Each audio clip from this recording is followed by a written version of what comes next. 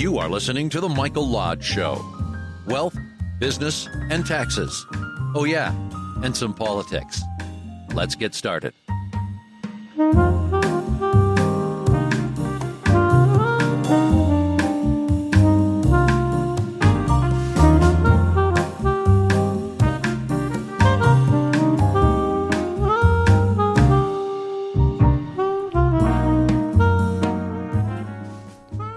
And hello, this is Mike Lodge. I'm glad you've joined me this morning. Listen, I had a good sleep. How about you? What time is it now? It's 7:28. I'm a little bit late. Normally I do this at 7 a.m., sometimes 5 a.m., depending on how I'm feeling this morning. Did you ever have one of those mornings where you just felt that you just needed to just chill out and just relax and just take a little bit more time? Well, that was one of my mornings today. So I did it. What can I say? I did it. I took just a little bit more time to get ready and to wake up and take the dogs out. It's beautiful blue skies here in South Florida. Weather will be up in probably about 84, I would say. Listen, yesterday I ranted, so today I'm going to rant some more. And I hate to tell you this, but I'm going to do a lot of ranting because I want you guys to pay attention. One of the things that I have been talking about is that you need to start saving money because we're in an inflationary period. I just saw a news report come across my cell phone this morning that said the title was get ready for higher grocery bills for the rest of the year. I'm telling you it's going to be 4 years because we have such a bad economic plan coming out of Washington, D.C. because of higher taxes and everything. So what happens? When the taxes go up, what happens? So does your cost of goods. And part of that is your grocery bill. Part of that is the gasoline tax that is probably going to go up.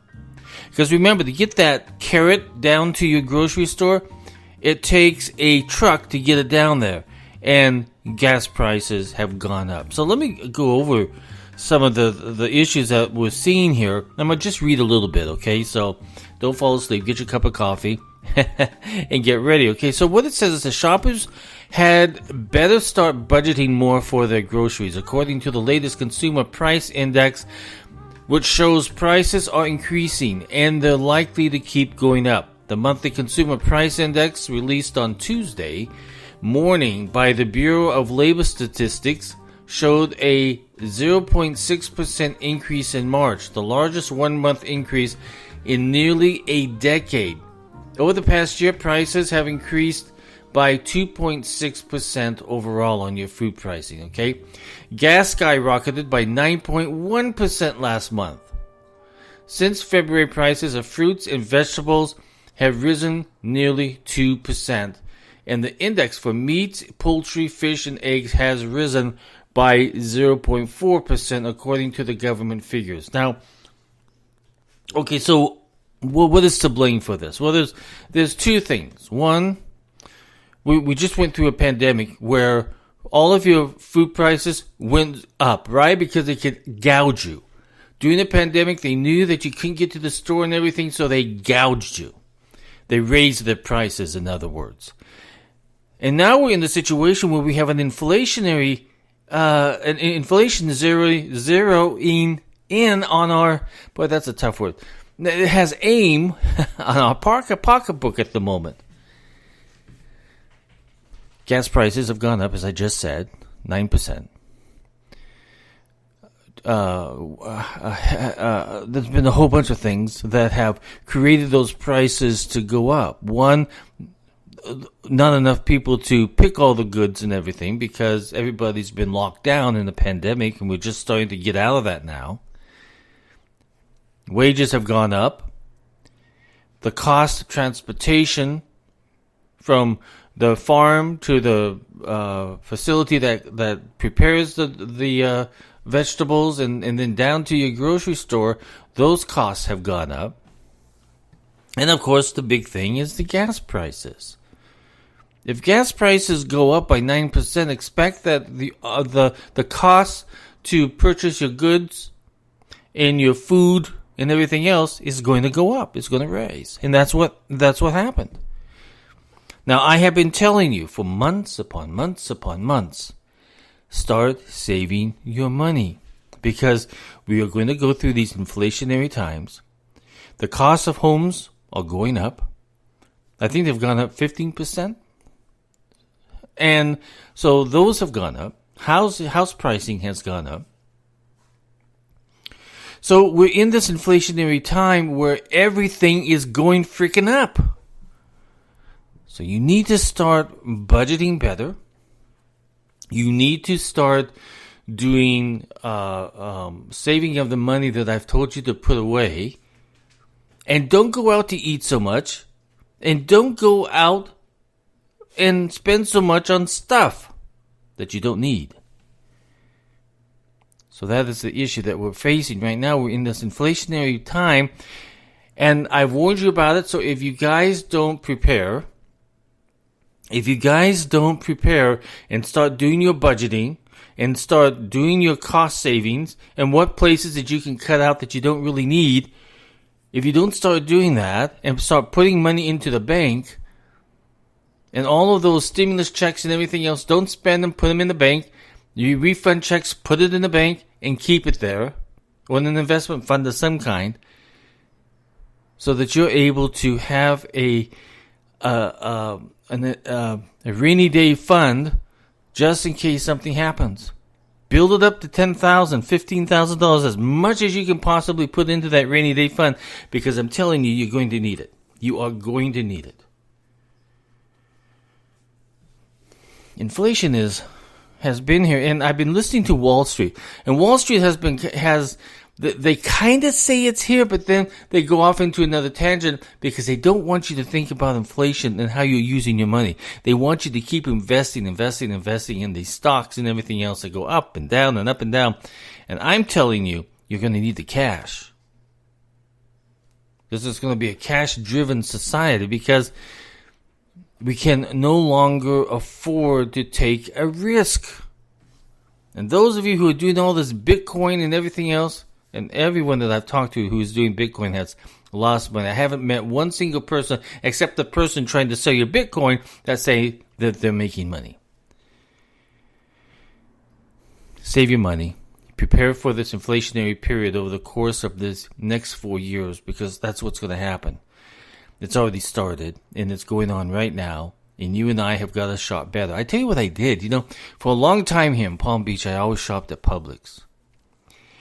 And every time I went there, because I had just moved from South Carolina, okay? So I went into the store in South Carolina, and I might spend between $45 and $50 a week.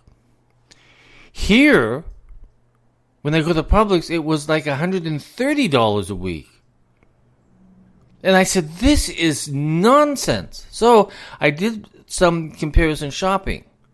And I found this Cuban grocery store here in West Palm Beach called Presidente. And it is a big store. I mean, it is a huge store. But you can go in there and you can get fresh vegetables and corn on the cob and all kinds of different papayas and just really good stuff. But the prices are very low.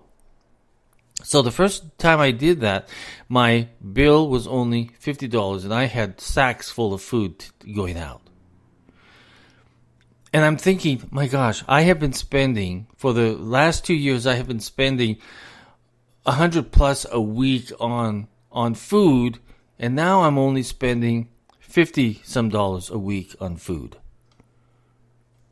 But I had to do my shopping. I went to Walmart, that was still expensive here. I went to Target, that was still expensive here. And so the only other store that you have really is Publix. But then I found this Cuban, not restaurant, but Cuban grocery store.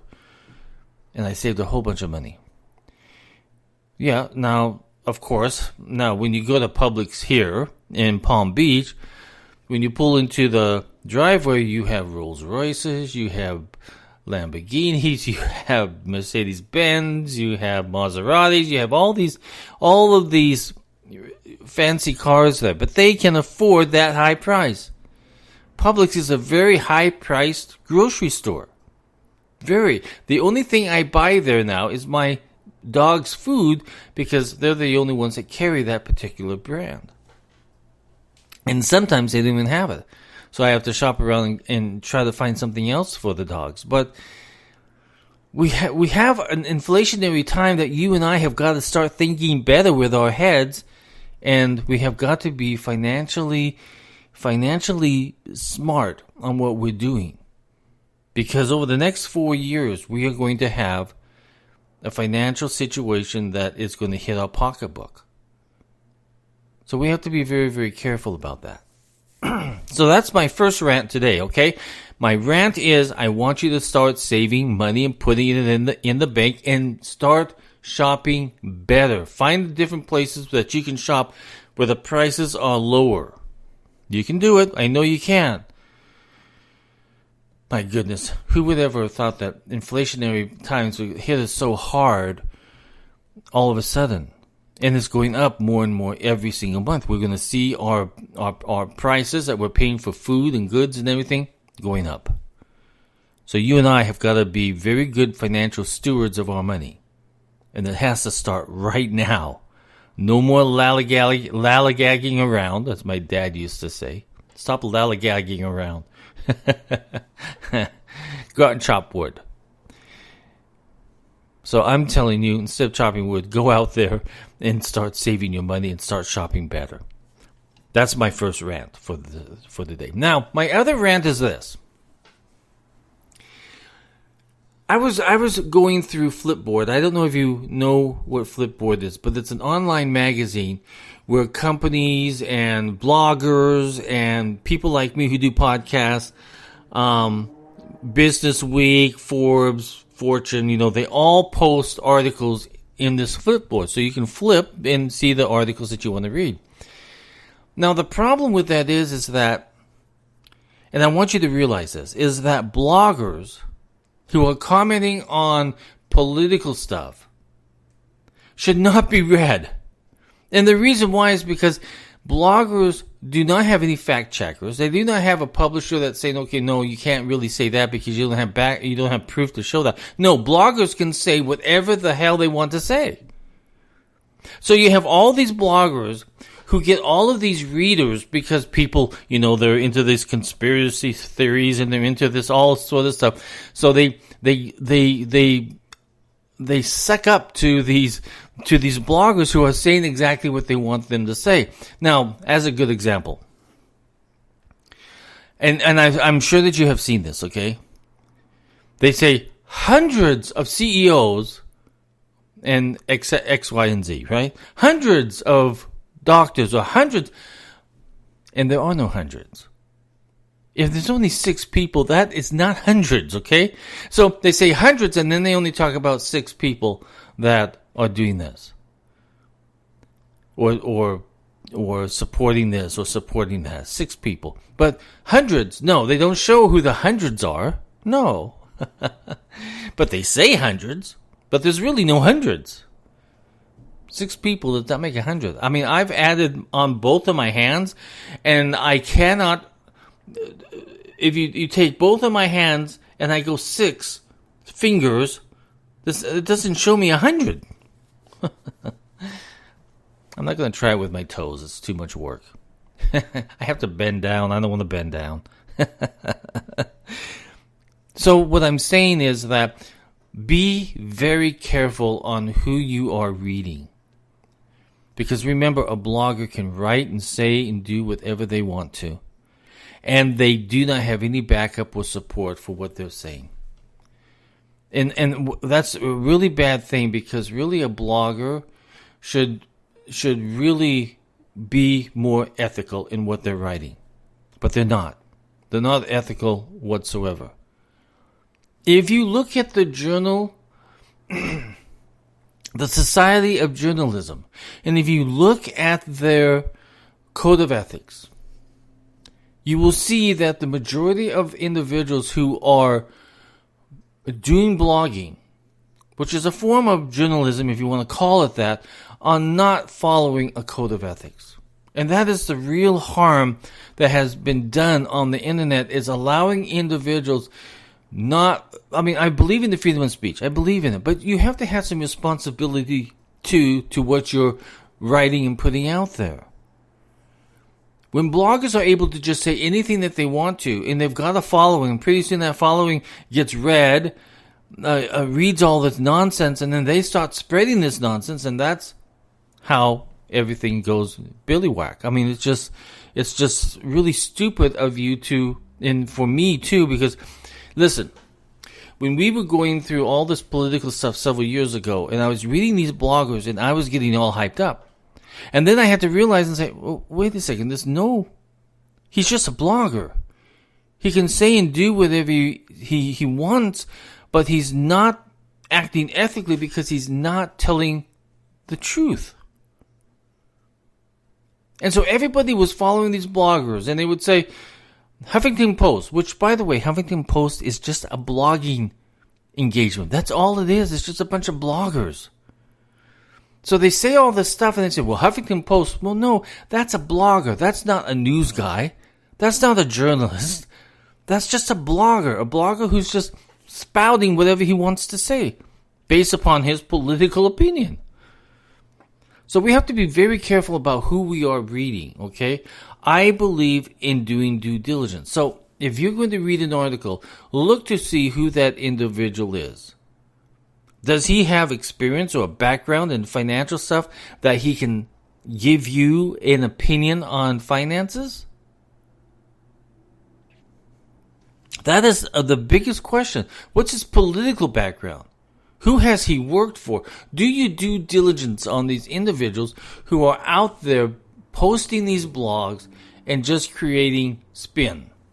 And then pretty soon everybody's spinning. And the spin goes to a blogger. And then the blogger spins some more. And then that you read it and then you start spinning. It's counterproductive to read these individuals because now you have lost your individual thought process and you haven't done your due diligence on these individuals who are posting all this nonsense. And you're probably going to say, well, Mike Lodge, you are a podcaster. Well, yeah, but I also do a little bit of research. But normally, I'm talking about issues that I know because I've been in the finance industry for so long. I've been in the taxation industry for so long. And I have mediated so many things as it relates to business. So I have a good grasp. Since 1984, I have been advising people on their finances, on their taxes, and on their businesses. So I feel as though that I've got a strong enough background to state what I'm doing. But we've got bloggers out there who have no experience, but they have a political opinion.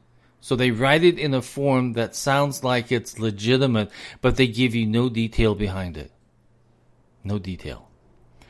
So it's just an assumption that they're making. It's nothing to do with fact. It's nothing to do with figures. It's nothing to do with anything except their own personal political opinion. So we have to be very, very careful about what we're doing, okay? Because if we get into this spin mode, let me put it a different way. If we become followers and not independent thinkers, that spin mode is going to go out of control, okay? It's going to go out of control, and pretty soon you're believing nonsense. Put some substance into what you're reading. And make sure that you know who that individual is and what his background is. Does he have an opinion that is based upon his knowledge, his facts, and his experience level in the past? So I'm just putting out that warning, and I've put that warning out several different times throughout the years, that bloggers should never be used as your fact point if you are making an argument, because you will fail every single time. Because people can really spot spin. Once it's being spun over and over and over again, it's no longer a legitimate argument, it's just spin. And that's where you have to be very careful. And you have to be different in your thinking and very independent in your thinking. If you don't know the facts of your argument, don't say anything at all. If you're going to spin a blogger's remarks and opinions, you have nothing. Know the subject that you are talking about. Do not rely upon a blogger. Because bloggers can say and do whatever they want, and they can spin it, and they can push a political agenda based upon how they feel. So that's what I'm talking about. Become an independent thinker. Be better at this new stuff, because this new stuff is trash. We don't have any news really anymore because it's all trash. So if you're going to talk about the economy, go to the statistics that's out there on the internet, that the government puts out, that the states put out. It's all out there. And if you're going to take those numbers, plus or minus it by a certain percentage, because some of it's factual and non-factual, okay? Even the numbers coming out of government sometimes, you have to build down because they have overemphasized whatever their political agenda is, so you have to take it down. But the numbers are there. The data is there. Just do some assumptions on your own and say, okay, they're saying 7,000. I will subtract minus 4%, whatever you decide upon, and that's what I feel the number truly is. Do your due diligence. Do not rely upon bloggers. And do your own fact-checking. Don't believe what Yahoo's fact-checking and what Facebook is fact-checking and Twitter's fact-checking, because those individuals also have a political agenda. Okay, so what's next? What else can I rant about? Well, I'm going to tell you what I'm going to rant about, okay? Right now we have a security issue down at the border, and nothing's being done. It seems as though that the approach that the new government that's in place in the United States is, let's just throw money at it. We'll just throw money at it. Never look at the issues or the problems that's creating the crisis, but let's literally look at what's going on and let's stop it. But instead what they do, okay, we're going to throw money down into South America. We're going to put money down to South America. That has never worked in all of the years that this government has been doing it. It has never worked. Those people are still flowing across the border because they feel that this country offers them more than what that money they're getting down in these South countries. Because you have got to understand that these are not ethical countries. And a lot of that money never gets down to the people, and it never has. So we have to secure our borders.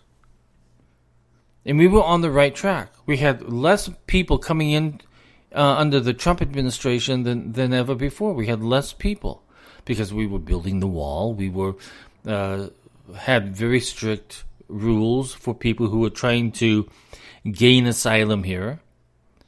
And if you were caught, you were sent back. So people knew that they should not come across the border because it was just another plane ride back to their country. So it was a round trip ticket almost. But then when President Biden began running for president, he initiated the open border policy. And so what did it do? It sent an invitation down to the southern countries saying, hey, it's good. Come on across the border. When President Biden gets there, you will have a home. So hundreds of people came. And a lot of little children were pushed across the border by their parents. Coyotes have made billions of dollars off of what Biden has said. So we are in a situation where we have a national security issue and we have a border patrol issue. And it seems as though that the way that the government is being run at the moment is not based on what is right for America, but is based upon political action. This is not how we believe politically, so we are not going to do that. We're going to erase everything that worked positively for the American border. We're going to erase all that because it doesn't agree with our politics. And so the decisions that are being made in the U.S. government is not based upon what is good for the United States, but it's based upon politics. And that is the worst thing ever that we can have. If you have a president who has a political agenda to have open borders and to have higher taxes and to have all this other stuff, the country is not going to fare very well. Political agendas have never done anything for this country. Let's talk about one political agenda that the Democrats have driven over and over in every single election, and that is for the Dreamers. They wanted something good to happen for the Dreamers. Listen, the Democrats have had power so many different times, but they have never done anything for the Dreamers. Because why? Dreamers was a political agenda that got them votes from the Latino community. So they have pushed it, and they have pushed it, but they've never, ever done anything about it. Even during the Trump administration, he says, let's sit down and talk about the border crisis, and let's talk about Dreamers. The Democrats never wanted to join any conversations regarding Dreamers. So that has always been a political agenda, and we should look at it as a political agenda. And if you are a Dreamer, realize that you are a political agenda and that no Democrat is going to help you. Probably no politician will ever help you, because why? You're a political agenda, and that's all that you are. Should you have an opportunity here? Yes. You were brought here by your parents, and now you're here, so what do we do with you? Well, it seems as though that politicians don't know what to do with you except to use you as a political agenda. So if you are in the Latino community and you have come across the border with your parents, you are a dreamer. This is the place where you want to call home. But listen, I'm telling you right now, you're just a political pawn in the politicians' hands. Because we Americans, we have chosen really bad politicians. We have chosen individuals who do not know what they're doing except to follow a political agenda, a political party, but do nothing that is good for America. Everyone who is thinking about this new infrastructure bill that's before Congress at the moment that the president's pushing, just remember that only 5% of that goes to the infrastructure. The rest of it goes to a whole bunch of stuff that politicians wanted in there. Nothing to do with infrastructure. Nothing. Because they had a political agenda. So what do? Instead of choosing what is right for and what the needs are in America, they decide to push a political agenda. So a whole bunch of money is going to a whole bunch of different places, even to foreign countries that have nothing to do with our infrastructure. So don't even call it an infrastructure bill. Just call it a big, fat, frickin' spending bill. Anyone who votes for that bill, should be thrown out of office the day he votes for it or she votes for it, because it is such a bad bill. So was the $1.9 trillion stimulus package that was just passed. Very little that went to COVID. The rest of it went to nonsensical political agendas. But you see, the problem with that is that the money that they put out there, they have to borrow, okay, because they don't have the money to spend on it. So they have to borrow, they have to print more money. So what happens when they do that? Well, it creates higher taxes, because now they've got to pay for it. How are they going to pay for it? They never think about what they can cut for it, right? They never say, okay, we can cut here, here, here, and here, and we can save about $2 trillion right there. We can save about $2 trillion if we cut this, this, this, this, and this, because it's really not needed. All this grant programs that goes out there to study the butterfly and how it mates. I mean, why would we spend money on those kind of things anymore? It's stupid. So the government never talks about what they can cut and to save money on and they can put into an infrastructure bill. They never talk about that. Nor do they ever talk about how is the current gas tax being used. How much has been siphoned off for other things within the government that they need to spend money on, how much of that has been siphoned off so that it could not be used to improve our roads and bridges and other infrastructure issues that is within these modern times? So I hope you understand what I'm telling you in this rant is that we have bad government in our nation at the moment. And everything that they're doing right now is causing everything else to go up. Food prices, gasoline prices, cost of goods, everything is going up. And so Biden talks about how all of these corporations are supporting him on this election fraud stuff. That's a bunch of bull.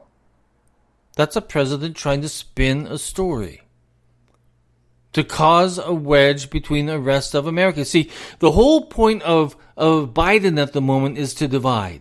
So he's trying to divide corporations from the other part of this country of ours. He's trying to put a divide between corporations and another political party, when in fact no business should be involved in politics at all. It is unethical and it is wrong, 100% wrong for a corporation to be spending their corporate funds politically. Listen, when corporations do that, what do? They create conflict. And the conflict begins internally because there are individuals who are working for these companies who does not believe in the political statements and the political agenda of these CEOs. They don't. There are stockholders who do not believe in the political agenda of these CEOs. There are board of directors who do not believe in the political agenda of these CEOs. And if a board of directors is endorsing a political agenda, that company is going to go away very quickly because political agendas within corporations create a conflict, and that conflict costs the company a tremendous amount of money. Conflict can be in a whole bunch of different forms. It can be in boycotts. It can be in internal strife within the corporation. It can be in low productivity by the employees because they don't believe in the political agenda, but they don't know what to do because they can't say anything. Because now if they say anything against that political agenda, they become an enemy within the corporation. So it creates conflict. And the conflict costs companies millions and millions and billions of dollars every year when they have a conflict that involves their employees. So CEOs who are making a political statement and using their corporate name to do so are damaging their corporation. What would happen if you worked for me, okay? We'll use me as an example. But I'm a very conservative, so I believe in conservative issues. But you're a liberal. But you do a really good job because I really love the work that you do. And I am so happy that you're part of my team. But you don't believe with me politically. But you can't say anything to me. You can't say anything to me because it might harm your job. So does your productivity go up? Probably not. Does the quality of your work go up? No. Because you've got a conflict with me. When there is a conflict within a corporation, productivity goes down. What does that do? That costs the company money. Wasted man hours are used up. The highest cost of any company is man hour expenses. But I've got an individual who doesn't believe in me anymore because of my political opinion. In all the years that I've owned companies, I've never talked to employees about politics. Maybe once or twice. But it wasn't because I brought it up, it's because they brought it up. Because I truly believe that within a corporation, you have got to not talk about politics, because it is a sensitive situation. It's like sitting down at the table and talking about religion and politics. You should never do that if you want to have an environment where people feel that they can talk openly and freely. Once you bring in politics, politics is so corrupt that it corrupts your company. So when you hear about these hundreds of CEOs, there's no hundreds of CEOs, because there are smart CEOs that say, "Okay, I'm gonna shut up because I want a really well-run company. I don't want a politically driven company."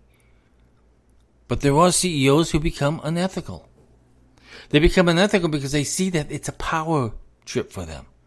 To talk about politics and to be taken seriously by the left, just because they come out against the bill or they come out against something that has nothing to do with their company, it's a power trip for them. And so when they hear the president say, "Oh, there's hundreds of CEOs out there," and all these small minority CEOs who said anything or did anything politically, they've now just become ruined, because now they have Biden endorsing their views that should never have been stated in the first place. Because now you've created conflict between your stockholders, your board of directors, your employees, vendors who are dealing with you. It's not right. I talked about this yesterday too, but listen, I hate to tell you this, I'm going to keep driving this point over and over and over again because I believe in it so much. It's not ethical to bring a political agenda into your corporation, because then that takes the eye off of what you actually do and the services that you provide and the quality of care that you provide your customers and the quality of products that you are selling, because now your name, Coca-Cola, is now associated with a political agenda. And there are millions of people out there now not talking about how great Coca-Cola is. They are talking about boycotting Coca-Cola. That is conflict.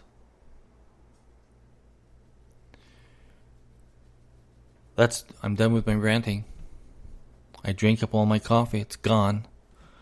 I have no more power because the power of the coffee is gone. Listen, you guys, we have a lot of thinking to do, okay? And I know I'm ranting and I know I'm raving, but I really am talking to you from the heart. And I want you to understand that we have a lot of choices that we need to make as Americans over the next 4 years. How we're going to survive, how we're going to manage our finances, how we're going to vote for individuals that are supposed to be representing us. Remember, right now, we have taxation without representation. We have literally no representation in Congress or in the Senate. We are a politically driven country. We're no longer an American-driven country. We're no longer Americans who have a say in our government. And that has got to change, and that change is up to you and me. It's not up to politicians. Politicians do not tell us what to do. Politicians do not shut down our businesses or shut down our churches, shut down our schools, our children's lives. We should never have allowed that to happen. The lockdowns that we have had has devastated the American communities across this nation, across this great country of America. We have been devastated by government action. Government action has caused a lot of companies to go out of business. Restaurants that had great key lime pie are now out of business because of government action. Places we used to go and exercise is shut down. Churches that we used to go to are shut down. Should never have let that happen. So let's think about it. Let's do our planning. Let's do our budgeting. Let's make better political decisions on who we put in office. We can do it. We're Americans. We have a strong spirit.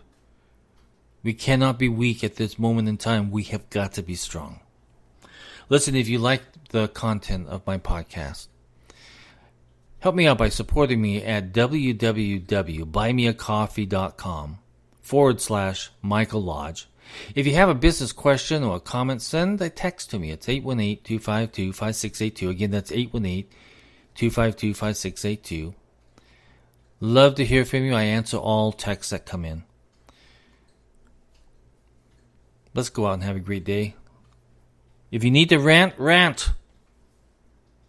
I give you the power of the rant. This is Mike Lodge. Bye-bye.